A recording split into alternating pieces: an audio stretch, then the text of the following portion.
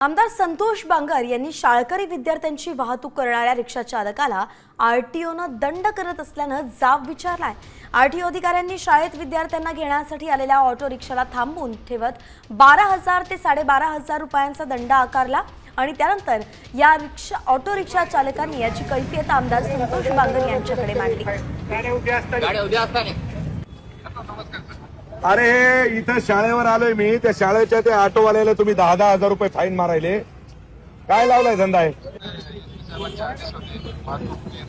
नाही मग उद्या मी शाळा बंद करून टाकतो।